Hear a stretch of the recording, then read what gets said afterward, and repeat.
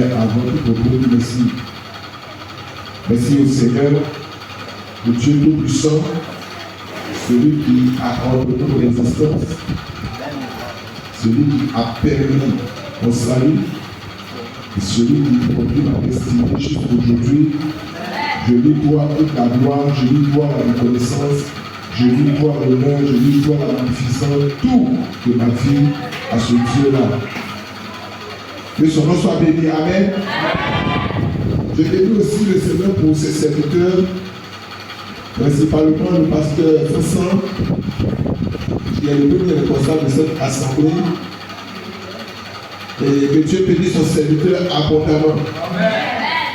Qu'il l'élève dans son ministère, qu'il lui donne de prospérer et de faire de grands exploits avec Jésus. De même, je dis merci au Seigneur pour son serviteur, le second, avec le pasteur Sassan, donc le pasteur Gabin, donc mon ami personnel, le fils de l'homme. Alléluia. Le fils de l'homme. Ça, c'est notre petit nom. Si vous voulez nous parler là, le fils de l'homme. Alléluia. Alors, nous, quand chacun a son ami, donc, c'est un autre petit groupe. Que Dieu bénisse son serviteur. Voilà, on a le ministère, peut-être des jours comme ça, ensemble. Voilà, l'évangélie positive, et ainsi de suite. Que Dieu bénisse son serviteur et qu'il élève abondamment, qu'il élève dans tous les domaines, dans son ministère et sa famille, que Dieu bénisse son serviteur abondamment. Sans oublier les responsables de cette assemblée qui nous font l'honneur d'être là ce matin sur cette chaîne. Si vous avez dit non, nous on ne peut pas dire oui. Donc c'est vous qui dites oui, parce que vous envoyez. Et puis je suis là ce matin. Que Dieu vous bénisse abondamment.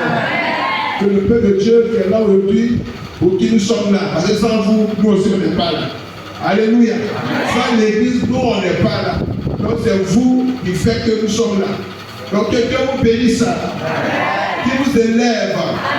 Qui vous donne toutes les bénédictions que vous attendez de sa personne. Que l'Éternel ouvre le ciel et que le ciel s'ouvre sur votre vie au nom de Jésus. Alors, je suis ce matin avec mon jeune frère, mon fils, qui s'appelle Louza Madoché. Maintenant, c'est un membre de l'église de Bénézère. Et voilà, puisque votre pianiste étant frappé par le deuil que vous savez déjà, et donc j'ai tout fait pour qu'il y ait un pianiste ce matin. Donc c'est le second de notre frère qui joue là-bas. Et il a fait, il faut être là ce matin avec nous. Donc c'est le frère Madoché qui se tient debout. Voilà, que Dieu bénisse son serviteur. Voilà, c'est le fils d'un pasteur. Voilà, il est avec nous là-bas, c'est le fils du pasteur Douza. Il était là ici, il y a un mois en arrière, il a fait le programme avec les femmes. Il est le pasteur principal de l'église de Tabou. Voilà, donc de l'Assemblée de Dieu. Donc il est avec nous. Que Dieu bénisse mon fils Alain. Est-ce que si c'est pas facile? Parler de Jésus, c'est lourd. Mais comme c'est lui qui a dit de venir parler, je vais parler. Alléluia. On va se tenir debout, on va lui donner gloire et que le Saint-Esprit conduise ce moment afin que vraiment tout se passe, tout se fasse selon sa volonté. On va se tenir debout. Il est hors de question que tu passes sans me toucher. Il est hors de question que ça finisse comme ça. Moi je n'ai jamais vu un homme te chercher sans te trouver. Je n'ai jamais vu un homme te chercher sans te trouver. Oh, il est là-bas. Oh, il est hors de question que tu y passes sans me toucher. Il est hors de question que ça finisse comme ça. Moi je n'ai jamais vu un homme te chercher sans me trouver. Je n'ai jamais vu un homme te chercher sans me trouver.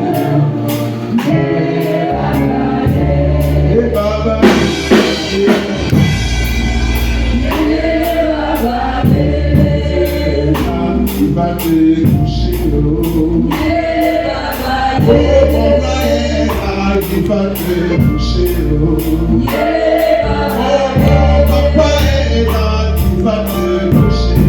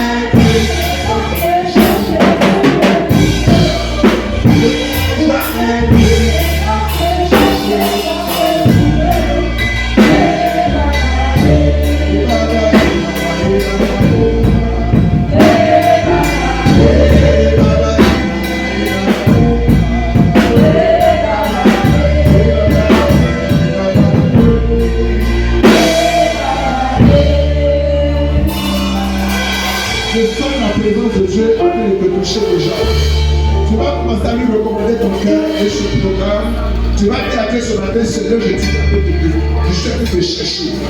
Et je sais que tous ceux qui t'ont cherché, ils t'ont trouvé. Et je veux être ce matin touché par toi parce que je sais que tu vas te laisser trouver. Et tu vas prier le Seigneur que Dieu bénisse ta parole. Prie le Seigneur.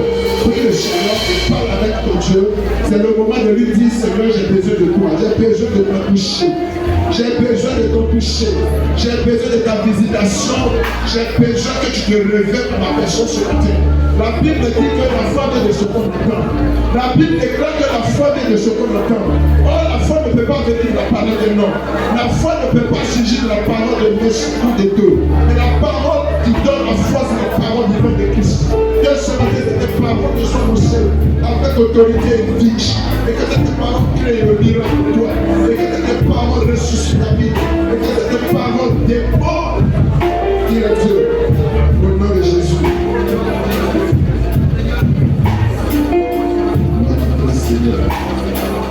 Nous te bénissons, le Père, et nous te rendons toute la gloire. Seigneur, personne ne peut parler de ta part si ce n'est toi-même par ton esprit qui l'as mis à part. Et tu donnes les moyens de communiquer ta parole. Et l'un des moyens de communication, c'est le Saint-Esprit. J'avais besoin de ta présence ce matin, Seigneur. Que la personne s'efface. Que je diminue et que toi, Jésus, tu fasses grandir ta gloire ce matin. J'ai besoin que ce lieu soit envahi de ta présence. Que ce lieu soit couvert de l'onction particulière. Que les vies qui sont enchaînées soient déchaînées. Que les oppositions soient ébranlées. Que le ciel s'ouvre ce matin pour apporter une rosette particulière. Que la bénédiction stationnelle soit descendue ce matin au nom de Jésus. Nous attendons de ta présence, Seigneur. Prends le contrôle. Prends le contrôle. C'est quand tes enfants sont unis que l'ennemi aussi choisit de se présenter. Pour aboutir, pour distraire. Mais par le nom de Jésus et par l'autorité dont nous sommes conférés, je donne ce matin que cet esprit-là libère ce Dieu. J'ordonne ce matin que cet esprit libère ce Dieu. Que la douleur libère ce Dieu. Que l'assoupissement libère ce Dieu. Que l'envoûtement libère ce Dieu. Que tout ce qui est émanant des ténèbres libère ce Dieu. Parce que le Dieu des cieux siège au milieu de nous ce matin. Merci Père, donne ta puissance et de libérer les captifs au nom de Jésus. Que la gloire te donne. Merci de nous appeler de grâce. Amen. Amen.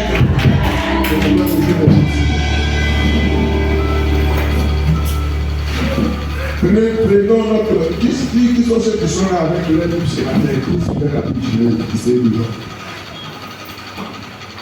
Je veux voir quelqu'un soulever sa Bible. Si la majorité a la Bible, en tout cas, je vais vous pardonner. Mais si la majorité n'a pas la Bible, vous ne serez pas pardonnés. Alléluia. Soulevez la Bible. que je vois. Alléluia. La majorité est rapide. Que Dieu vous bénisse. Voilà, ceux qui n'en ont pas, que Dieu vous pardonne. Alléluia. Que Dieu vous pardonne. Voilà, parce que c'est important d'avoir la Bible. Quelqu'un qui n'a pas la Bible, il n'a pas Dieu. Parce que c'est ça là qui communique la vie, la vraie vie. Ce n'est pas la mandat de gens là. Il faut prendre ça, tu vas avoir la vie. La Bible dit que toute chose passionnante dans la parole de Dieu sera toujours éternelle. Si tu n'as pas l'éternel de la parole, c'est que toi-même tu n'es pas éternel. Or, si tu veux être éternel avec Dieu, il faut prendre sa parole. Alléluia. Regardez, nous allons ouvrir maintenant. Et nous allons lire un texte dans Luc chapitre 4. C'est notre texte de base. Luc chapitre 4 et à partir du verset 14.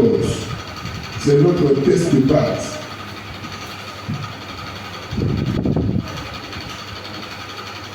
Le verset 14 dit: Jésus, revêtu de la puissance de l'Esprit, retourna en Galilée et sa renommée se répandit dans tout le pays d'alentour. Verset 15, il enseignait dans les synagogues et il était glorifié par tous. Verset 16, il se rendit à Nazareth où il avait été élevé et selon sa coutume. Il entra dans la synagogue le jour du sabbat. Il se leva pour faire la lecture et on lui remit le livre du prophète Ésaïe. L'ayant déroulé, il trouva l'endroit où il est écrit. Verset 18. L'Esprit du Seigneur est sur moi. Que quelqu'un dise: l'Esprit du Seigneur est sur moi. L'Esprit du Seigneur est sur moi. Encore. L'Esprit du Seigneur est sur moi. Parce qu'il m'a oint. Parce qu'il m'a oint. Parce qu'il m'a oint. Parce qu'il m'a oint. Alléluia. Tu es en train de rentrer dans le prophétique maintenant. Parce qu'il m'a oint. Parce qu'il m'a oint. Qui sait que l'onction est sur sa vie sur la terre? Alléluia. Parce que nous tous qui avons connu Jésus, nous sommes rentrés dans sa gloire. Donc l'onction de Jésus là est avec nous. Parce qu'il m'a oint. Parce qu'il m'a oint. On le répète. Parce qu'il m'a oint. Parce qu'il m'a oint. Pour annoncer une bonne nouvelle. Aux pauvres. Il m'a envoyé pour guérir ceux qui ont le cœur brisé. Pour proclamer aux captifs la délivrance et aux aveugles le recouvrement de la vue, pour renvoyer libres les opprimés, pour publier une année de grâce du Seigneur. Voici le revêtement de Jésus. C'est ça le thème que nous traitons dans toute la semaine. Et le thème, le sous-thème que nous avons traité, il est dit ici: sois revêtu par la puissance de Dieu afin de posséder ton héritage. Et nous venons de voir que Jésus était revêtu de puissance et sa renommée était au-delà même de tout le pays. Quand on est revêtu de puissance, il y a une renommée qui nous accompagne. Alléluia. Par cette option, on devient puissant. On devient, en tout cas, plus zélé pour l'œuvre de Dieu et nous sommes épanouis.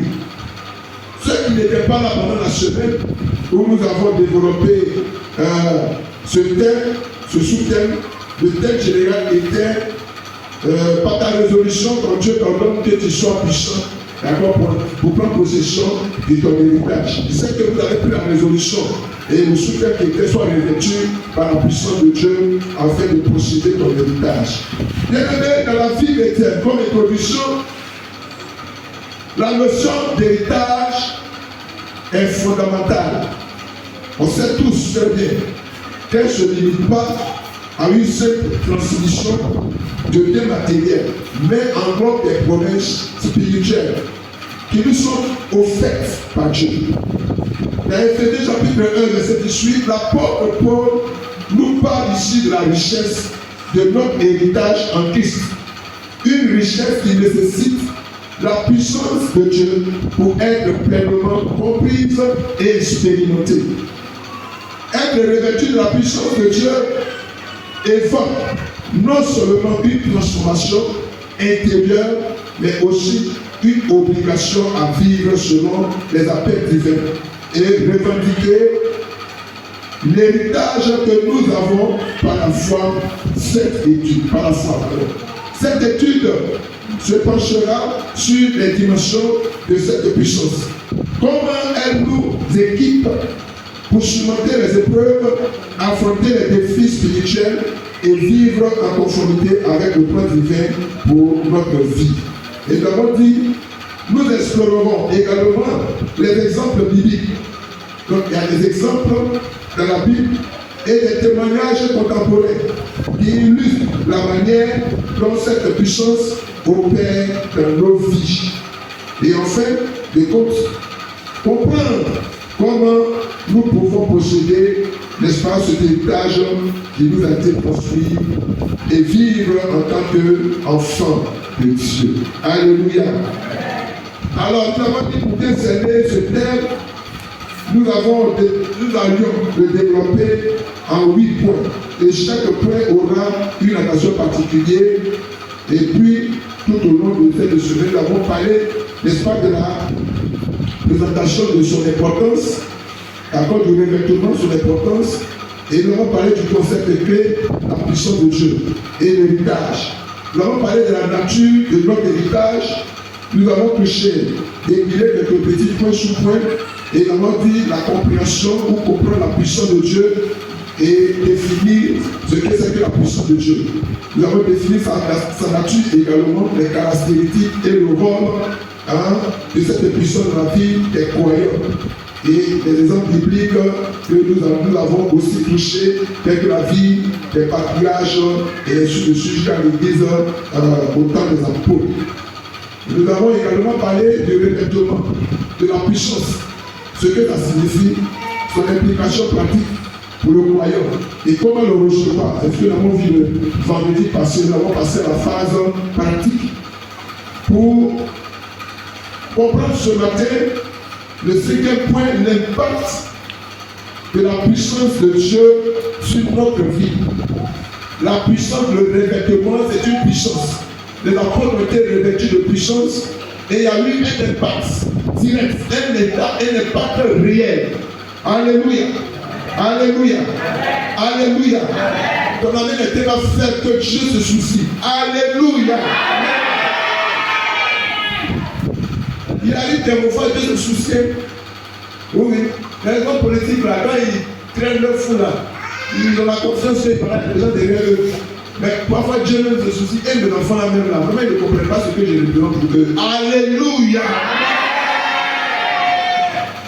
Dieu va être content de nous voir ce matin de sa présence.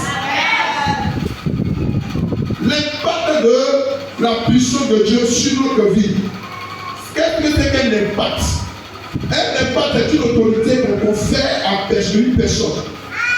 Un impact, c'est une puissance qu'on te donne. Est-ce que tu comprends? Quand tu envoies un militaire sur le terrain, le militaire ne se fie pas sur son vêtement ou son treillis militaire. Mais ce qui fait la force du militaire, c'est que le militaire porte une arme. Porte une arme. C'est un fusil. Et avec ce fusil, le militaire peut défendre et combattre. Alléluia. Le militaire peut défendre ou combattre. Donc voilà l'impact. Et nous avons vu que le Saint-Esprit que Dieu a promis à l'Église et que nous avons reçu, comme les apôtres l'ont reçu, constitue l'impact que l'Église a pour pouvoir dominer, pour pouvoir influencer, pour pouvoir aussi posséder, pour pouvoir prendre les choses que l'Éternel Dieu a promis pour l'Église. Les choses que Dieu a promis pour l'Église. Des choses que Dieu a promis pour l'Église. Quand on parle de l'héritage, on parle de possession des bénédictions. Alléluia. La possession des bénédictions sont des promesses de l'Éternel pour l'Église. Et Jésus a dit, je vais au Père, je vais vous préparer une place. Quand je m'en serai parti et que j'aurai fini de préparer la place, alors je reviendrai et je vous prendrai avec moi. Pour faire quoi? Pour retourner auprès du Père et demeurer, régner avec Jésus. Ça, c'est une bénédiction éternelle. La gloire éternelle. Ça, c'est un héritage éternel. Et ça, tous les chrétiens sont censés le rechercher. Et c'est ce que l'auteur du livre de Matthieu pouvait dire dans son chapitre 6 au verset 33 que cherchez premièrement le royaume et la justice de Dieu. Ça, c'est la première ou le premier héritage que tout chrétien doit rechercher. Enfin, le reste, le Seigneur vous l'accordera. Ça, c'est le bonus. Alléluia. Je sais que vous êtes bénis ce matin. Bien-aimé, la vie, c'est un programme qui sont faits, inspirés par Dieu, parce que Dieu, voyant la condition de son peuple, fait passer à une étape avec son église. Plusieurs chrétiens oublient certaines choses. Vous savez, je vais vous raconter une anecdote. Quand une femme enceinte là, elle passe combien de mois avant d'accoucher? Hein? 9 mois. Il y a des moments ici. Alléluia. 9 mois. Mais pourquoi Dieu a traîné ça jusqu'à 9? Et puis c'est pas 2, c'est pas 3. C'est pas 4 mois. C'est pas non plus 5 mois ou 6 mois. Dites-moi pourquoi Dieu fait ça. Mais pourquoi vous faites la route? Quand vous tirez dedans, ça vous fait quoi? Ça fait quoi? Ça fait quoi? Ça fait mal. Alléluia. Est-ce que ça fait mal vraiment? Oui, ça fait mal. La grossesse d'une femme. Moi, j'ai vu ma femme. Il a vu qu'il y a des femmes là. Les 2 premiers mois de leur grossesse là, en tout cas, c'est pénible. Elle vomit. Vraiment, elle ne se retrouve pas. Il y a un mélangement total. Vraiment, elle souffre.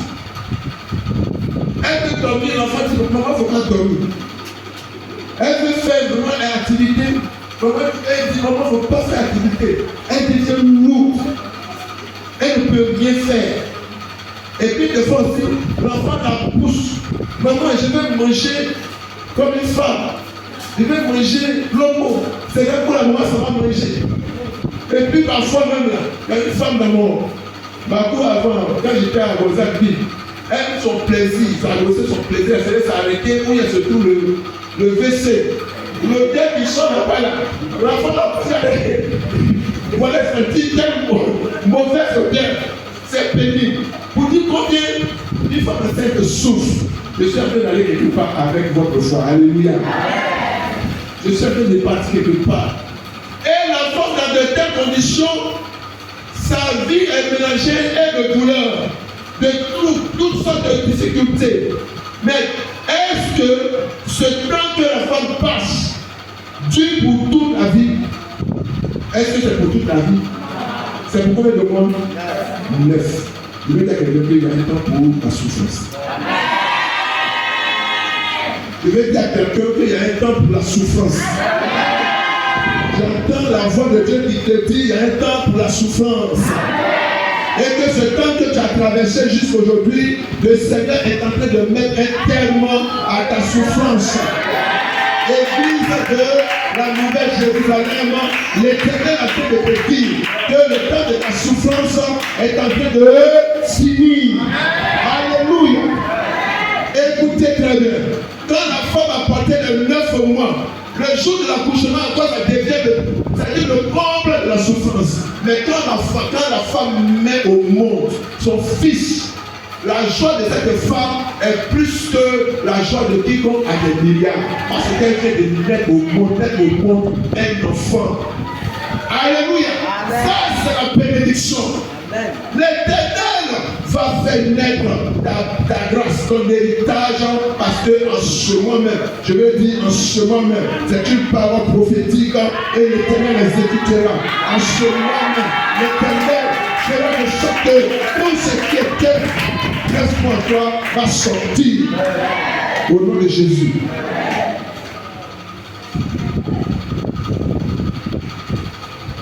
l'impact du Saint-Esprit dans la vie du chrétien. Cet impact arrive à bouleverser sa condition. Si autrefois il était quelqu'un qui n'arrive pas à prier, qui n'arrive pas à jeûner, qui n'arrive pas à faire l'œuvre de Dieu, cet impact vient bouleverser tout. Jésus était sur cette terre, revêtu de gloire. Dans son physique, il est allé dans le baptême de Jésus avec Jean-Baptiste. Mais il fallait affronter le Goliath de Judas dans sa grande personne. Il fallait que Jésus soit revêtu. Parce qu'il ne pas parler, Jésus ne pouvait pas affronter le diable. Parce que le diable est un redoutable ennemi. Donc, il fallait que Jésus soit revêtu. Le but pour lequel Jésus est venu sur cette terre, c'est le salut des hommes. Réconcilier les hommes avec Dieu. Sortir des hommes du ténèbre et les placer dans la lumière de Christ, de Dieu. Satan dominait déjà la terre. La terre était couverte d'obscurité. Et la terre était dominée par le diable. Et en ce moment, Jésus va recevoir l'approbation après le baptême. La voix fit entendre du ciel. Celui-ci est mon fils bien-aimé, en qui j'ai mis toute mon affection. Jésus donc a reçu l'impact de l'Esprit, le pouvoir du Saint-Esprit, l'autorité du Saint-Esprit, et c'est ce que nous avons lu tout à l'heure. Jésus, revêtu de la puissance, va aller où? Va se libérer, va se couvrir pour le but auquel ou pour lequel il est venu. C'est sauver, guérir, délivrer, c'est apporter la vie. Voilà son impact pour lequel il a reçu le Saint-Esprit. Alléluia. On voit là que l'impact, c'est-à-dire change la condition totale des hommes. Et nous qui avons reçu ce même Jésus, le même impact poursuit son but. Et Jésus va continuer en disant, je vous recevrez une puissance. Selon Actes chapitre 1 et à partir du verset 8, vous recevrez une puissance. Le Saint-Esprit surviendra sur vous. Pendant que les apôtres lui demandaient, après la résurrection, mais jusqu'à quand ce que tu avais dit là arrivera. Il dit pour vous la ne cherchez pas à connaître le temps et le moment, mais allez-y simplement prier et vous allez voir ce qui va se passer. Les apôtres ont eu confiance et ils sont allés dans la chambre haute. En ce moment, Jésus est déjà parti. Jésus est monté au Père, il est déjà monté aux cieux. Et j'ai dit, ils étaient pour le premier jour, ils étaient pour le deuxième jour, ils étaient pour le troisième jour, ils étaient pour le sixième jour, ils étaient pour le huitième jour, et ils étaient là jusqu'au neuvième jour. Neuvième jour, quelques heures. Neuvième jour, jusqu'à quelques secondes, ils étaient pour le dixième jour. Et c'est en ce moment-là que le ciel a déclenché une action. Le revêtement, alléluia. Le Saint-Esprit est descendu. Le Saint-Esprit est descendu, j'ai cette expression. Des langues de feu, n'est-ce pas, leur est apparu. Des langues de feu. Des langues de feu, c'est l'impact que les apôtres ont reçu. Et ça, c'est ce qui leur a donné de pouvoir influencer, de pouvoir conquérir, de pouvoir libérer. On a vu Pierre et Jean, quand ils montaient à Actes chapitre 3, d'accord, ils montaient dans le temple pour prier et ils ont trouvé un monsieur, un paralytique, devant le portique. Ce portier, ce homme-là était assis là, était là pour demander de l'aumône, demander de l'argent. C'est un demandeur, c'est un mendiant. Il était là chaque fois pour demander de l'argent de ceux qui entraient dans le temple pour prier. Pierre ainsi que Jean. Là, c'est des vrais collaborateurs. Lui on dit, monsieur, nous n'avons pas d'argent, nous n'avons pas de l'or à te donner. Ils ont quoi? Ils ont un impact. Alléluia. Ils ont une puissance. C'est le Saint-Esprit. Nous n'avons ni argent, ni or à te donner. Ce que nous avons, qu'est-ce qu'ils avaient? Ils avaient Jésus. Ils avaient l'impact. Ce que nous avons, lève-toi. Alléluia. Lève-toi et marche. La Bible déclare, automatiquement Et ce monsieur a commencé à marcher aux yeux de tout le monde. Ça, c'est l'impact de l'esprit. Je ne peux pas imaginer que quelqu'un dit je suis baptisé du Saint-Esprit et il n'a pas de l'impact dans sa vie. C'est impossible. Je ne pose la question de quel esprit tu as reçu. Un jour, l'apôtre Paul ayant baptisé certains, en reste quelque part, et les train de s'entretenir avec eux. Et leur parlait du baptême du Saint-Esprit. Mais pourquoi on n'a jamais entendu parler du Saint-Esprit? Il dit, mais c'est de quel baptême vous avez reçu? Il dit, c'est le baptême des gens. Mais le reste, ça nous, on ne connaît pas. Au même instant où Paul imposait les mains à ces personnes, quelque chose s'est produit. Alléluia. Le ciel était ouvert. Dieu est descendu sur eux. Le feu est descendu sur eux. Et ils ont commencé à parler en langue. Ils ont reçu les pactes. Ils ont reçu le feu. Ils ont reçu la puissance. Et ils ont pu conquérir à leur tour plusieurs personnes. L'église dans ce quartier doit comprendre qu'elle a un rôle à jouer. L'église a un rôle à jouer. Bien-aimé frère en Christ, tu as un rôle à jouer dans cette église. Tu constitues comme cette lumière qui brille. Et les ténèbres environnent cette église. Et toi, tu es la lumière. Si ta lumière ne brille pas sur les hommes qui sont dans les ténèbres, c'est que tu es caché sous le poisson. C'est que tu es caché sous le poisson. C'est que tu es influencé par les ténèbres. C'est que tu es influencé par les démons. C'est que tu es influencé par les sorciers. Or, tu dois briller comme ton Dieu t'a donné le pouvoir d'impacter ce monde. Alléluia. Je ne peux pas rester, n'est-ce pas, sans bouger. Je ne peux pas rester sans agir parce que j'ai reçu un pouvoir, j'ai reçu une puissance. C'est le revêtement de l'esprit. Le Saint-Esprit. Bien-aimé frère en Christ. L'exemple de David qui a reçu l'impact de l'esprit. La Bible déclare ici dans 1 Samuel chapitre 12. Si j'ai la bonne mémoire. David, chapitre 16, autant pour moi. David a reçu l'onction. Quand le prophète Samuel est allé chercher qui devrait remplacer, n'est-ce pas, qui devait succéder au roi Saül. Parce que Saül avait été disgracié déjà. Il a fui la fonction. Il n'a pas obéi à la parole de Dieu. Dieu cherchait quelqu'un d'autre pour pouvoir diriger le peuple d'Israël. Mais dès trouvé, Dieu va ouvrir son esprit. Il va lui dire, mais va dans la maison de un certain Esaïe. Un certain Isaïe plutôt.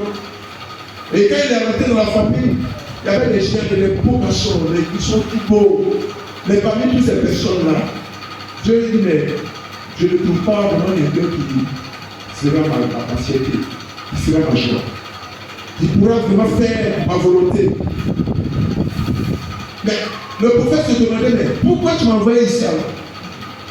Et puis, il a demandé au monsieur Isaïe plutôt, y a-t-il plus un enfant, quelqu'un comme ça?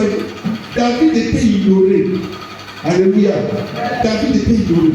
On dirait, et qui est le dernier là. Il est petit comme ça, il connaît le. Et puis il allait derrière le mouton là-bas. Donc il allait faire bouter le mouton. Donc il va revenir après. Vous êtes ici, les gens vous ignorent. Et je vais vous dire des choses. Vous êtes tellement précieux devant le Seigneur Jésus. Alléluia. Les gens qui sont dans les grosses maisons, dans les grosses parties, quand ils prennent les gars, là, ils n'ont rien à faire. Ils n'ont rien à faire. Ils passent le temps. Alléluia, alléluia. C'est la même chose que les péchés. Ils sont enfermés par le diable. Mais vous avez la liberté par Jésus. Parce que Dieu a déposé sur vous son onction. David a reçu l'onction. Après que ce dernier est rentré à la maison, Dieu lui dit, c'est lui, il faut le voir. C'est lui, il faut le voir. Dieu ne voit pas n'importe qui. Dieu voit ceux qui choisissent. Et vous êtes le choix de Dieu. Alléluia. Vous êtes le choix de Dieu. En Jésus, nous avons été élus. C'est le choix de Dieu. Selon Éphésiens chapitre 1. En Jésus, nous avons été élus.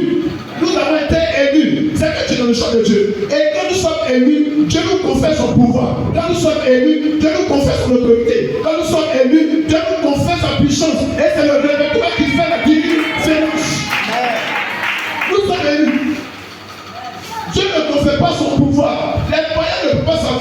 appelle le Saint-Esprit. Païen ne peut pas comprendre ce qu'on appelle cet esprit. Mais les gens qui sont dans le royaume, les gens qui comprennent ce que c'est le Saint-Esprit, parce que c'est pour l'Église qu'elle a été destinée.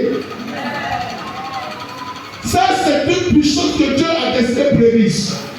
Pour toi et pour moi. Et quand David a été revêtu, David a pu conduire Israël à la terre promise.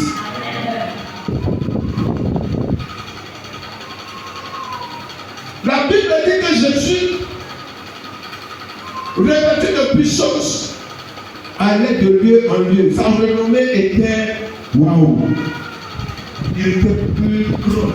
Les gens acclamaient, mais qui est celui-ci? On l'avait vu comme un charpentier, on l'avait vu comme un menuisier, on l'avait vu comme quelqu'un qui n'avait pas de connaissance ou de maîtrise. On l'avait vu comme quelqu'un, n'est-ce pas, de rang social, de pas niveau. Mais il ne savait pas qui était réellement Jésus. C'est ce Jésus-là que Dieu a mandaté pour la guérison de tous les hommes de la terre. C'est pour cela qu'il a reçu le pacte de l'Esprit. C'est pour cela que tu es ici. Tu dois comprendre que tu as besoin nécessairement. C'est important et c'est nécessaire que tu sois revêtu de puissance. Et c'est cette puissance-là que nous appelons aussi le Saint-Esprit ou l'onction de Dieu. Et c'est par cette onction-là que tu pourras bouger, tu pourras résister, tu pourras imposer silence aux démons, tu pourras retirer tout ce qui t'a été volé. Je vous ai dit, tout est d'abord dans le spirituel. On ne peut pas hériter quelque chose si dans le spirituel la chose n'est pas encore acquise. Tout s'acquiert d'abord dans le spirituel. Si tu veux te marier, il faut aller dans le spirituel. C'est quand tu veux te marier, il faut prier. Pendant que tu pries, le Seigneur ouvre tes yeux. Tu vas te marier, mais tu ne pries même pas. Et tu n'adresses pas la prière à Dieu. Seigneur, je vais marier cette soeur. Et quelle est ta volonté? Il y a beaucoup de femmes qui chantent dans l'église aujourd'hui. Il y en a qui sont envoyées par le diable, il y en a qui sont envoyées par les sorciers. Parce qu'ils veulent détourner le cœur des gens de Dieu par force. Je me souviens, une soeur, quand j'étais encore à l'église, très zélée pour le Seigneur. Dans ma jeunesse, elle ne me suis pas reposée. Travailler pour le Seigneur, travailler pour Jésus. J'aimais la présence de Dieu parce que j'étais passionné du Saint-Esprit et j'ai travaillé. Oh, l'ennemi sait que ceux qui sont fidèles à Dieu et qui sont zélés, il faut les tacler, il faut les paralyser pour qu'ils ne soient pas efficaces, pour qu'ils ne soient pas utiles entre les mains de Dieu. Cette soeur, un jour, elle est rentrée. Moi, j'ai appelé pour une bonne soeur, et puis, vraiment, avec qui on a formé un petit groupe de prière. Et puis, un soir, elle est descendue chez moi. J'étais encore célibataire jeune. Et puis, la soeur, elle s'appelle Max. Et elle était là, on posait. Et puis, je vois, elle a glissé sa main, et puis, elle a déposé sur ma jambe. Ça, c'est quoi ça? Quand l'esprit est là, il y a des touchés qui dérangent. Et puis, j'ai poussé un peu sa main. Elle a poussé un peu le gars, et puis elle a levé sa main. Le diable est le diable, il ne change pas sa manière de faire. Et puis, quelques minutes après, je vois le temps est sombre, et il était déjà 20 heures. Et puis, la pluie a commencé. Elle a commandé la bouche. Les démons commandent de pluie. Les sorciers commandent de pluie. N'oubliez jamais ça. N'oubliez pas, le diable fait miracle aussi. Oui. Quand Moïse a déposé son bâton, et puis c'est devenu serpent, les magiciens de Pharaon aussi ont fait des serpents. Alléluia. C'est lui qui dit que les sorciers font des miracles. Mais la pluie a commencé. Il est 20 heures. Il est 21 heures. Je dois faire quoi? Pasteur, donnez-moi des idées. Qu'est-ce que je dois faire, les frères? On est tous dans la maison. Satan est là. La Bible dit dans Genèse. Et Caïn, péché Lazare, c'est devant ta porte. Si tu ne l'emportes pas, c'est lui qui va l'emporter sur toi. J'ai compris ce message-là. Je dis, Seigneur, plus ça là, ça va m'arranger. Si elle est ici là, les mauvaises choses vont se passer. Il est 22 heures, la pluie ne peut pas s'arrêter. Il est 22 heures, la pluie continue. 23 heures, je l'appelle, sont dans ta maison. Elle dit, il pleut. Elle dit, il pleut avec quoi? Il pleut là, il caresse ici. Faut sortir dans la maison. Sors! Elle dit, frère, il pleut. Elle veut mouiller. Il dit, si tu mouilles, tu ne vas pas mourir, tu es sec. C'est sec qui a peur de l'eau. Parce que si l'eau tombe sur sel, il va se dissoudre, il va se fondre. Mais toi là, tu es l'homme. Tu ne vas pas diminuer. Allez, sors. Elle a refusé. Que la pluie a cessé, et puis elle est partie. Bon, j'ai essayé de comprendre un peu. Et puis, je suis là. Mais il continue de pleuvoir. 23h30. Je dis non. Ça là, ça va pas se passer comme ça. J'ai pris la ferme résolution. C'est ça la bonne résolution. Moi, ce que je sais, je suis rentré dans la pluie pour quitter la maison. Après, j'ai fui ma maison. Quand j'ai fui ma maison, elle est restée dedans seule. Jusqu'à vers 1h du matin, la pluie a cessé. Et puis elle me cherche dans la maison, elle ne me voit pas. C'est là elle est sortie maintenant. Je dis au Satan, tu es vaincu. Si c'est ma chair, tu veux manger, tu n'as pas le pouvoir. Alléluia. Amen. Pourquoi j'ai l'assurance, j'ai le feu de Dieu en moi. Je connais la voix du diable et je sais ce que Dieu veut de ma vie. Et j'ai résisté. Bien aimé, l'une des raisons pour lesquelles nous avons besoin d'être revêtus, c'est de résister au diable.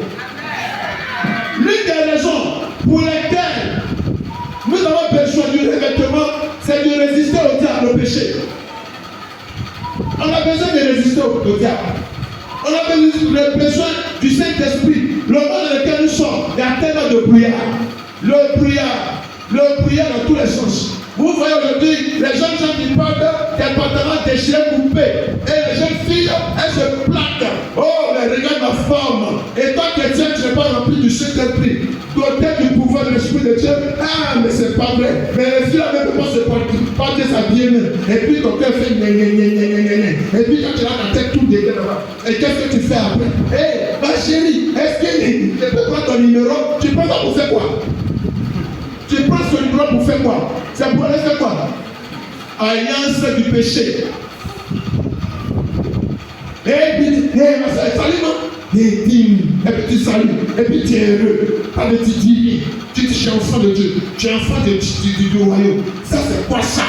Qui est dans ça?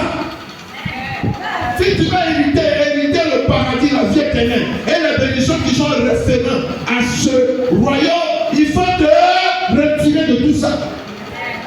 La vie de sanctification, la fidélité avec Dieu, l'obéissance de la parole. L'une des raisons que le Saint-Esprit nous donne le pouvoir, l'autorité ou le revêtement, c'est être fidèle à Dieu. C'est être obéissant. Marcher dans la fidélité, marcher dans l'obéissance. Et ça, c'est que des parts directes. Quand un chrétien n'est pas direct, il n'a pas peur, il marche en assurance. Il sait où il va, il sait que son Dieu est avec lui. Il ne marche pas seul.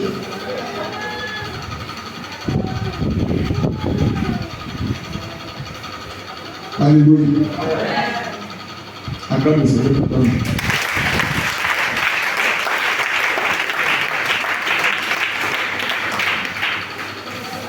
Vous savez, l'impact de cet esprit. Aujourd'hui, nous sommes, tout à l'heure, le pasteur Gabin, parlant du retour de Jésus et la conduite à tenir. Tout enfant de Dieu. Le pain et le corps et le vin, le sang de Jésus sont des éléments qui nous rappellent notre nation.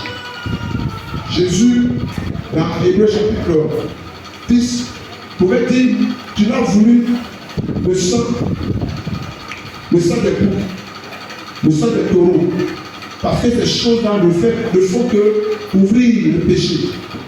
Mais il s'agissait d'ôter le péché dans le monde. Donc, comme Dieu n'a pas voulu le sang des taureaux, ni les boucs, sont des choses, humainement parlant, inutiles. Mais il fallait que Dieu lui-même se donne un corps. Je le disais à un jeune musulman tout à l'heure. L'incompréhension de la part de Dieu fait qu'il y a discussion parfois. Il faut expliquer la chose aux gens. Quand on parle de Dieu, il est le seul Dieu. Mais il a travaillé dans sa propre souveraineté. Dieu souverain, grand, puissant. Il s'est donné un corps lui-même. Est-ce que vous comprenez? C'est ce que nous voyons ici, Jésus. Jésus est le corps du Dieu invisible.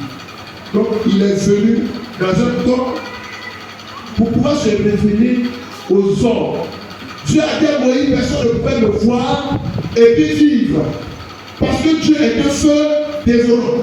Dieu, on ne peut pas le voir et puis vivre. Donc, je dis à Moïse, je vais passer.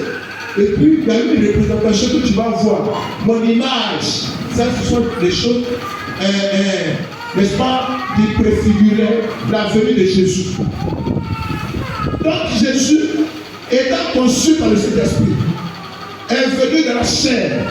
Et selon Jean 1, nous devons être au commencement. Donc, c'est ce Dieu qui était au commencement qui va se donner un corps. Et c'est lui qui s'est présenté à la personne de Jésus. Et c'est lui qui s'est dit Jésus. Pouvoir se révéler aux hommes. Enfin, on appelle ça révélation spéciale. Si tu as Jésus, tu as la vraie révélation. Mais tu n'as pas Jésus, tu n'as pas la vraie révélation. C'est pourquoi il faut accepter Jésus. Et j'ai quitté ce point. Bien-aimé, l'identité de notre autorité. Selon Marc chapitre 13, verset 34. Le Saint-Esprit nous ayant été donnés par le Seigneur, nous confère une autorité indiscutable.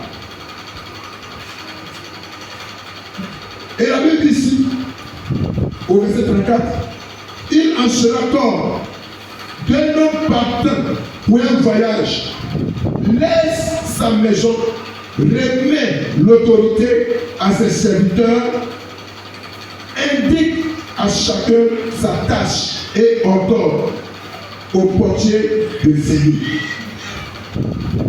L'identité est l'autorité du chrétien. L'impact du Saint-Esprit nous donne une identité propre en tant qu'enfant de Dieu. Et ensuite nous donne l'autorité.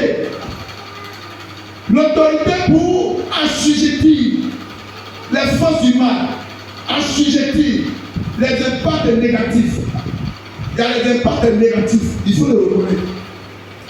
Les démons aussi produisent des impacts négatifs. Le péché produit un impact négatif. Sachez cela, c'est important. L'impact négatif te disqualifie du royaume de Dieu. Tu peux être qualifié dans le royaume de Dieu et être disqualifié si tu le veilles. Et l'impact négatif nous disqualifie. C'est pour cela que l'apôtre Paul dit, ne vous laissez pas borner. Ne vous laissez pas borner. Et Jésus lui-même dit, veillez et priez. Veillez et priez. Quand ils étaient encore dans le jardin de Gethsémani, veillez et priez, afin que vous ne tombiez pas dans la tentation. L'impact négatif conduit à la mort. C'est pourquoi vous devez veiller. Ce programme est en train de vivre. C'est un moment où Dieu est en train de préparer, n'est-ce pas, dans votre vie, un impact qui va durer toujours afin que vous soyez des fils de Dieu. On va regarder. Notre quotidien. Quand on a l'impact, nous avons le quotidien qui déborde de lumière. Notre quotidien déborde de lumière. En effet, nous sommes débordants du Saint-Esprit. Le Saint-Esprit nous revêt de son autorité, du royaume qui nous fait rayonner de gloire. Oui, ta vie va rayonner de gloire. Ta vie va rayonner de gloire. En cette année nouvelle, oui, ta vie va rayonner de gloire.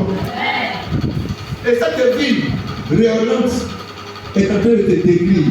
Je sais que dans le cœur des gens et des autres, il y a des choses nouvelles qui sont en train de se préparer pour les jours à venir. On ne suit pas Dieu parce qu'il faut le suivre. On suit Dieu objectivement. Et le Seigneur a orienté toute son Église de façon objective.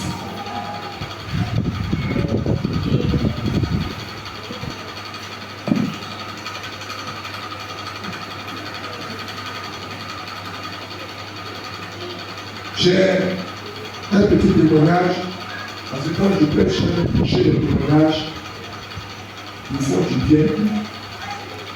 Quand vous êtes chrétien, sachez que le passe doit avoir un résultat positif. J'étais encore étudiant quand j'étais à Galo pour la deuxième année en formation. Pour passer l'année à finir sa formation. Et j'ai travaillé pour le docteur de la presse, qui est le directeur de l'RDC, de Mouvement-Saint-Dieu. Je ne m'attendais pas à cette élection. Parce que, simplement, parfois, on pense qu'on n'est pas loin, mais Dieu lui va alors. Alléluia. J'étais auprès d'un pasteur à Zoukoudou, et puis c'est le petit frère du docteur Thiago, le prophète Thiago, et puis nous avons travaillé là-bas la première année, c'est la deuxième année, quand Thiago a fait un rapport, et puis a souhaité que je reste avec le docteur. J'avais vu tout ce que nous avons pu réaliser par la grâce de Dieu. Donc, la deuxième année, on m'a retenu pendant 2 mois. Bon, tout le monde est parti, je suis resté à l'institut là-bas, 2 mois. Presque. Et puis je suis resté travaillant à l'institut. Et puis nous sommes rentrés en deuxième année.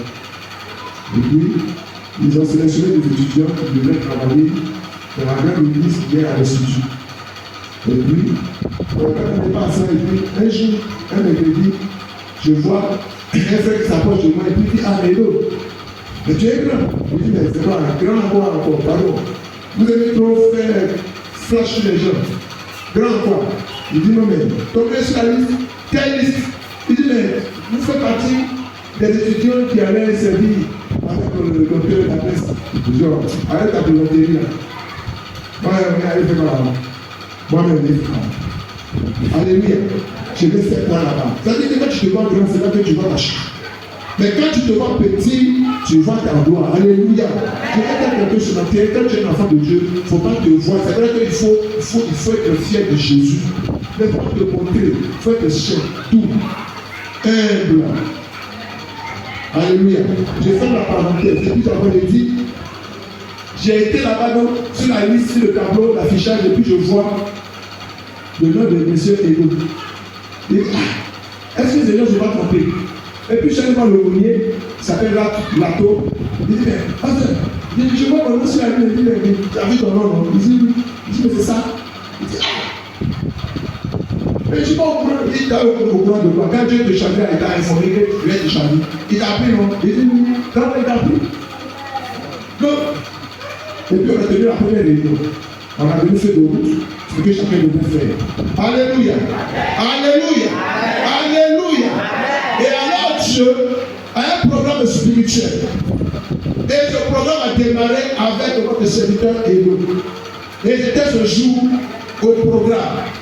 Je vous le dis, n'aie pas de pause et influence positivement. Quand tu as l'onction, quand tu as l'autorité, ton autorité doit être posée. Alléluia. Tu dois avoir des carrures pour dire que tu es un enfant de Dieu. Et tu ne dois pas mouiller devant les situations. Et j'ai commencé à parler, révéler des choses cachées avant de l'entame du programme. Et le Saint-Esprit, je ne sais pas ce jour-là comment je me suis arrangé. Quand le Saint-Esprit te prend la dernière fois, tu dis les choses directement. Moi-même, j'ai commencé, quand il est fini, j'ai commencé à parler, devant que le docteur te dit les choses comme ça. Tiens, Dieu m'a pris pour pouvoir annoncer une parole de connaissance à quelqu'un. Et pas le mot, un directeur. Directeur de, comment on appelle ça, l'université de Talois. L'université de Talois. Est-ce que vous comprenez? Un directeur de l'université. Pendant que je donnais la parole de connaissance, soutenu par l'Esprit de Dieu, ce monsieur est tombé sous le pouvoir du Saint-Esprit. Et c'est que le programme est fini et il est fini. Parce que je veux te voir. Et quand il a commencé à me parler, il dit, mais quand tu parlais là, c'était de moi il s'agissait. Mais parce que comment il doit faire? Moi j'ai déjà parlé, moi je ne sais pas comment tu as fait. Donc il faut t'arranger. Il dit, comment vous me dites ce que tu as fait? Il dit, bon d'accord, tu vas à la gloire de Dieu. Il faut passer à l'action. Alléluia. Si tu veux voir la gloire de Dieu, il faut passer à l'action. Il dit, mais comment faire? Il dit, mais tu ne sais pas. Le plus tu es responsable, tu es dans cette situation, tu ne sais pas. Il dit, non, la laisse. Il t'a compris. Il faut préparer. Si tu veux être grand, spirituellement, il faut que je vais prier beaucoup. Tu seras grand spirituellement. Mais si tu veux connaître l'élévation de la gloire, l'élévation de la gloire, dans le domaine financier, percer le domaine financier, percer la gloire financière, il y a des semences que tu dois poser. Alléluia. On ne plaît pas avec Dieu. Et on le fait avec ces enfants qui devaient aller au Canada. Leur visa était bloqué. Le visa est bloqué et ont besoin de voyager. S'ils ne voyagent pas, le temps de programme qui a été fait au Canada pour les études va passer. C'est que les enfants ont échoué et ça ne va pas l'arranger. Et donc, j'ai dit, bon, mon frère, il faut trouver une enveloppe de semences à l'éternel. Et puis tu vas voir ce que l'éternel va te répondre. Le fait d'aller le même jour, et il est revenu le matin. Il est venu avec l'enveloppe. Pendant qu'on était au cou, il dit, mais parce que je vais te voir. Donc nous sommes appelés en classe que il y a quelqu'un qui veut te voir. Il dit, c'est d'abord je l'ai reçu au bureau. Parce que nous avons la balance en bureau. Et je dis encore, je vois une somme de 600 000 francs. Alléluia. Je veux une somme de 600 000 francs. Et puis il dit, parce que ce que j'ai, parce que je n'ai pas beau le dire, mais c'est ce que j'avais à la maison. Il a dit, donc prends ça, va donner ça à l'homonie. Si tu te demandes c'est qui, si tu te demandes c'est quoi, je vais lui dire simplement que c'est moi qui t'ai envoyé. Il dit, mais s'il dit, mais toi tu étudiais, puis tu m'as dit, ça pour rien. Non, non, il faut lui dire simplement. Alléluia. Et quand il allait voir l'homme de Dieu, et effectivement c'est ce que j'ai dit, il dit, mais qui t'a envoyé? Il dit, c'est le pasteur étudiant. Il dit, c'est Dieu qui t'a envoyé. Il dit, c'est Dieu qui t'a envoyé. D'accord, ok. Il n'y a pas de problème. Il a ouvert, et puis il dit, bon, il a la fille de prier. Il dit, mais comme c'est lui qui t'a envoyé, il va le voir, il va encore prier pour toi. Quand le frère est venu, il dit, le pasteur a prié pour moi, il dit de venir encore à prier pour moi. Et quand il est venu, j'ai déclaré une parole profite. C'est le profit. Alléluia. Parce que c'est tout ce qui me reste. Si j'enlève ça dedans, dans mon ministère, c'est que moi, je suis mort. Je suis mort. Et j'ai dit, mon frère, voici ce que je ressens pour ta vie. Dieu veut t'élever tes enfants. Mais je trouve qu'il y a un blocage quelque part. Mais la manière d'assumer, de provoquer la main de Dieu, les portes s'ouvrent. Le visage qui est bloqué, je te donne 3 jours simplement. À ma connaissance de ce que je vois dans le monde invisible, Dieu t'ouvre la porte du visa, tes enfants vont entrer au Canada pour les études. Je vous le dis en toute vérité, je me suis reçu devant cette chair en tant que serviteur de Dieu pour vous parler du Seigneur. Si je ne suis pas appelé à le déclarer, je ne le dirai pas. Automatiquement, le Dieu que je fais là a exécuté ce qu'il a révélé. Le 3e jour, dimanche, on ne parlera pas dessus, mais c'est le dimanche. Et c'est là que l'ambassade appelle sur son numéro pour dire, monsieur, les visas de vos enfants là sont prêts. Venez les récupérer. 3e jour, on a fait le programme le vendredi. Et le 3e jour, dimanche, on l'appelle. Il allait récupérer son visa le lundi. Et quand le dimanche il a reçu l'appel de l'ambassade, il m'appelle automatiquement. Mais pasteur, vraiment ce que vous avez déclaré là, ça s'est accompli. Pasteur, votre ministère, vous n'êtes pas prophète. Le dimanche, il ne sait pas où. Parce que Jésus, moi j'ai parlé. Mais ce que Jésus a fait, non, il dit oui. Que le nom du Seigneur soit béni. L'impact de l'onction. Jésus a reçu l'onction, il a eu l'impact sur les vies. Les vies ont été libérées. Et la Bible dit dans Luc, quand nous avons lu que les liens étaient brisés, les chaînes étaient rompues, les malades étaient guéris. Et l'Église a reçu aussi l'impact. Après le jour de Pentecôte, l'impact était de la chacun de nous. Pour que l'œuvre ici dans ce quartier puisse progresser. Et à travers ta vie, tous ceux qui sont dans les ténèbres soient des faits de liens. Sois libéré. Il y a des prostituées, il y a des malheureux, des fous qui ont besoin d'être guéris. À Benjamin, il y a des centres de redressement. Vous pouvez aller dans ces lieux-là et prier pour ces personnes, et prier pour ces âmes. Et ces âmes seront libérées parce que tu as reçu l'impact. Mais tu as pris ton impact et puis tu dois dessus comme oreiller. Frère, tu es en train de faire du mal à l'Éternel. Tu es en train de faire du mal à Dieu.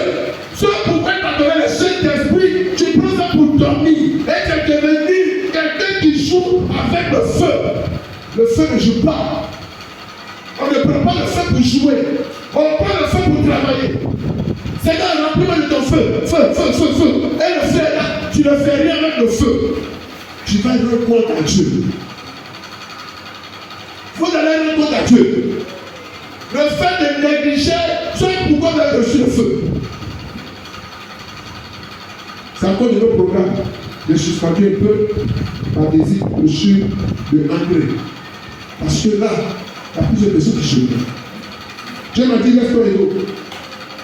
Va prier pour les hommes. Va prier pour les femmes. J'ai pris attache avec l'administration.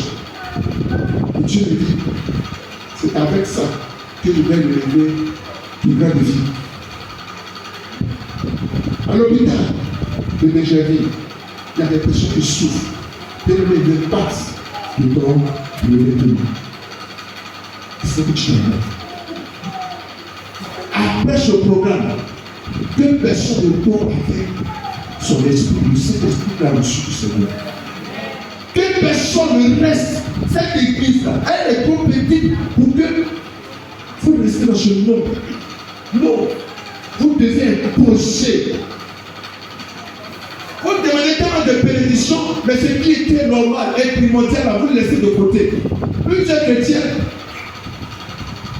l'église d'abord Dieu, l'église d'abord la mission, l'église d'abord le principal, et ils s'attachent au secondaire. Plusieurs personnes négligent ce qu'ils devaient comprendre de faire d'abord, c'est-à-dire le roi de Dieu, le paradis, la délivrance des vies. La bénédiction là, attends, ce Dieu qui a pris le ciel et la terre, est-ce qu'il n'est pas capable de te donner une voiture? C'est quoi une voiture? Je disais à quelqu'un avant-hier, attends, moi c'est parce que je n'ai pas voulu rouler une voiture. C'est la voiture, c'est quoi? Maison, c'est quoi? Vous savez, j'ai voulu bâtir une maison à cause, je n'ai pas répondu vite à l'appel, et puis je suis passé par la mission. C'est à cause de ça. Je suis rentré à la mission, c'est à cause de vouloir bâtir une maison. Mais quand Dieu te choisit, tu fais ton petit malin là, il va te parler la route. C'est ce qui s'est passé. Et c'est dans la crise là, quand nous avons connu l'appel Bambam, qu'on a mis feu dans la moto, fusil dans la moto, et que dit, tant que tu n'accepteras pas de servir, je vais te montrer toutes les couleurs de la terre. J'ai dit, Seigneur, ça y est, j'ai compris. Le message était clair. Je prends la décision, la résolution de te servir. C'est avec les langues que j'ai découvert la paix. Maison, terrain, vous avez bien comment c'est là-bas. Tu as permis qu'on arrache ça. Tu as permis qu'on arrache le terrain. Ça m'a fait mal. Et puis l'institution a pris des mots, ça m'était déçu. Et puis il a lutté avec moi vis-à-vis. Moi aussi, dans ma naïveté, quand il visitait, j'ai commencé à lutter avec lui.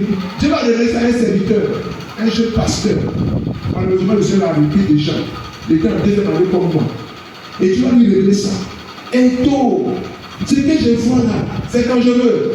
Et il est quitté depuis chez lui, avec les larmes, venir à la maison, parler à ma femme. Ce que tu es en train de faire, dans la mort de tes, il faut quitter les temps. Ce n'est pas maison que Dieu ne va pas te donner. Ce n'est pas terrain que Dieu ne va pas te donner. Laisse tout ça, serre-moi d'abord. Et il est venu parler à ma femme avec les larmes. Où est papa et tout? Il dit d'aller sur le terrain. Il dit, lui, il a appelé de venir. Il m'appelle, il reviens à la maison. J'ai laissé ce monsieur avec les larmes, la douleur dans le cœur. Pourquoi laisser mon terrain que j'ai acquis avec l'argent et à cause du royaume? Et Jésus a dit, personne ne m'a suivi. Personne n'a abandonné sa maison, ni sa terre. À cause de moi, elle reçoit au centuple une maison, une bénédiction sur la terre et même dans le ciel. Et dit, Seigneur, que ta volonté soit faite. Et j'ai laissé tout ça. J'ai fait venir payer monsieur pour acheter la voiture. Quand tu fais le malin, Dieu va te bloquer le chemin. Et le monsieur est venu déposer la voiture. Je devais lui donner l'argent. Maman, elle était enceinte. Elle dit, mais papa, si tu accouches et qu'il y a un problème, on fait comment? C'est-à-dire que pour commencer l'argent, tu fais achat de voiture. Tu fais comment? Il dit, ce que tu dis, vas-y, c'est clair. J'ai écouté ma femme. J'ai dit au monsieur, excuse-moi, est-ce que tu peux le donner? Je vais donner la moitié un peu. Après, je le fais. Après, je vais le donner. Il dit non, on va attendre. Quand tu vas finir le machin, je vais donner la voiture. Donc, le gars est parti. Elle a la voiture. Ma femme a accouché. Quand elle a accouché, 2 semaines après, la femme est tombée malade. Nous sommes revenus au CHU de Chili. 1 mois, 3 semaines. Les ordonnances venaient 300 000, 200 000, 80 000. Jusqu'à tout l'argent qu'il avait réservé pour l'achat de voiture, tout est parti. Ce n'était pas la volonté de Dieu. Le Saint-Esprit ne disait pas cela. Mais moi, je pensais qu'avec ça, il y avait, avec que Dieu avait déjà choisi pour ceux que dans la promotion, on était appelés. Tous les gens devenaient des riches. Et aujourd'hui, quand ici à l'Institut, on me dit, mais quand il est là, et à où tu t'es venu? À l'écart, avec les enfants comme ça. Je dis, il y a un matin, il y a un soir. Dès le sud, l'ouvrier de la première heure. Donc, laissez-moi tranquille. Mais il ne va pas m'inviter à venir faire des programmes avec eux. Quand c'est chaud, il m'invite. Et quand je vais dire ce lui dit, vraiment, tu veux te produire, on va t'arracher la décade. Il dit, mais quand c'est gâté, où j'étais, j'étais refusé. On dit, non, j'avais bien 41 ans. Donc je suis plus apte pour entrer à la formation. Donc on m'a jeté. Et quand je dis ça, le pasteur fâché, mais tu parles comme je suis un enfant, j'apprends à parler. Vous m'avez jeté. Mais maintenant, vous voulez me récupérer parce que vous voyez le fruit de Dieu. Vous voyez quelque chose de bon. Non, je ne vais pas aller là-bas. Parce que vous m'avez jeté. Je fais la parenthèse en disant quelque chose. Si Dieu t'appelle, il ne faut pas résister. Si Dieu t'appelle, il ne faut pas résister. Si Dieu t'appelle, il ne faut pas résister. L'impact que tu as reçu, l'onction que tu as reçu, c'est pour la gloire du Seigneur. Ne résistez pas. Plusieurs ont résisté, sont restés bloqués. Plusieurs ont résisté, sont restés malheureux. Plusieurs ont résisté, sont devenus misérables. Si tu résistes à la voix de Dieu, tu vas connaître les souffrances comme je l'ai connu. Mais enfin, quand j'ai répondu, je suis heureux. Mais ne prends pas le même chemin comme j'ai pris. N'endurcissez pas notre cœur. Si vous attendez la voix de Dieu aujourd'hui, ouvrez votre cœur. Toi qui simplement pour faire la paix avec Dieu, sont des vérités. Si tu n'acceptes pas Jésus comme ton Seigneur, ton Sauveur, tu vas mourir, tu iras en enfer. La vie ne dépend pas de ce qu'il a. Fut-il le riche, fut-il le pauvre, je ne sais pas comment tu vis, mais je vais te dire ce matin, reçois et accepte Jésus et tu as la vie éternelle. Reçois Jésus et tu as la vie éternelle. Ce n'est pas les richesses de ce monde qui vont te donner la vie éternelle. Toutes ces choses sont périssables. Tu vas mourir. J'ai vu mon grand frère mourir dans mes mains. Je suis allé l'enterrer à Popoué. Il est mort dans mes mains. C'est horrible la mort de ceux qui refusent la main de Dieu. C'est horrible. C'est horrible. Quand il mourait, il disait, mais Benjamin, mais regarde en bas de mon lit, mais un serpent qui était là, il veut m'avaler. J'ai dit 3 serpents dans l'hôpital ici. Mais grand frère, qu'est-ce que tu dis? Il dit, mais je vois un serpent. L'autre ne voit pas, il dit, je ne vois rien. J'ai passé la tête pour regarder en bas de lit. Il dit, je ne vois rien. Il dit, un serpent. Je sais déjà que l'esprit de moi était là à sa recherche. Mais je lui ai parlé de Jésus. Il était le garde-corps d'un ministre de ce pays. Il a eu de l'argent. Ton atout sur l'argent, c'est les femmes, c'est les boîtes de nuit. Il vivait comme Paulus Chamberlain. L'histoire nous raconte que Lazare était pauvre et il était avec un riche. Et lui, il vivait d'une brillante vie. Mais le jour, l'argent devait partir de la terre et il est parti. Mais après cela, le riche aussi est parti. Mais il s'est rendu compte que Lazare était dans le bras de notre grand-père Abraham. Mais le riche, lui, il était dans un endroit de tourment. Frère, si tu refuses de Jésus, tu seras dans le tourment comme le riche. La richesse ne va pas te donner la vie éternelle. Reçois Jésus ce matin. Et mon grand frère a refusé. Mais malheureusement, il est mort misérable. Il est grand, il faisait 2 mètres 10 de hauteur. C'est un géant. Il était large. Quand tu prends tu mets ici, tu mets là, ça fait 90. Mais là, on ne connaît pas ça, hein. Il est rentré dedans. L'impact du Saint-Esprit. Je vais vers la fin du message et nous allons passer à la prière. C'est sérieux. J'ai demandé que ceux qui sont là ce matin avec une enveloppe, parce qu'on va conclure une alliance avec l'Éternel après ce programme, après mon passage, je vais le dire quelque part. On rend témoignage des choses que Dieu a fait. Alléluia. Pour le dernier passage de ce l'impact dont j'ai retenu, on va le lire. Venez avec moi. Alléluia. Venez avec moi Galates 4. Voilà le verset 7. Galates, c'est dans le Nouveau Testament.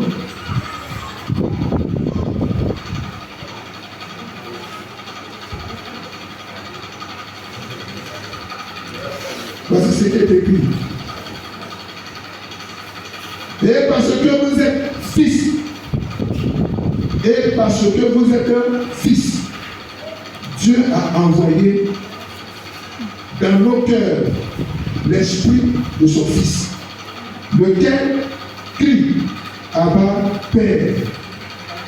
Ainsi, verset 7 maintenant, ainsi, tu n'es plus esclave, mais fils. Et si tu es fils, tu es aussi héritier. Donc on parle ici d'héritage. Alléluia. Si tu es fils, ou si tu es fille, tu es aussi héritier, ou tu es aussi héritier par la grâce de Dieu. Qu'est-ce que je veux exprimer dans ce passage? La Bible dit, parce que vous êtes le fils, oh, nous sommes fils de Dieu en Jésus. Nous sommes filles de Dieu en Jésus. J'ai dit tu es fils de Dieu, tu es fille de Dieu en Jésus. Oh, toutes les bénédictions divines, physiques, spirituelles, toutes ces bénédictions-là, la Bible dit, se trouvent en Jésus. Tout se trouve en Jésus. Et si nous sommes fils de Jésus, nous ne sommes plus esclaves. Nous ne sommes plus des gens qui doivent courir derrière l'argent. Mais c'est l'argent qui court derrière eux. Est-ce que tu comprends? Ton amen est petit. C'est l'argent qui court derrière toi. La Bible dit que Dieu autorisera les richesses des nations. Il dit les bénédictions des nations. Et ils les dirigeront vers Israël. Tu es Israël spirituel. Tu es la Jérusalem nouvelle. L'Éternel propose ce matin que tu saches que tu es fils. Moi je suis fils. C'est pourquoi je ne cours pas derrière l'argent. C'est l'argent qui court derrière moi. Je ne cours pas derrière l'argent. J'entends simplement. Et il déclare au verset 7, ainsi, si tu n'es plus esclave, mais fils, et si tu es fils, tu es aussi héritier. Héritier de quoi? Des grâces de Dieu, des pétitions de Dieu, des faveurs de Dieu. Oh, que quelqu'un dise amen encore. Je suis béni. Tu es béni. Tu n'es pas n'importe qui. Tu ne dois pas te sous-estimer. Tu ne dois pas craindre. Mais est-ce que demain, qu'est-ce que demain me réserve? Mais on va quitter ici. Le pasteur parlait bien. Mais moi-même, là, est-ce que demain, là, est-ce que vraiment? C'est que tu ne vas pas coucher.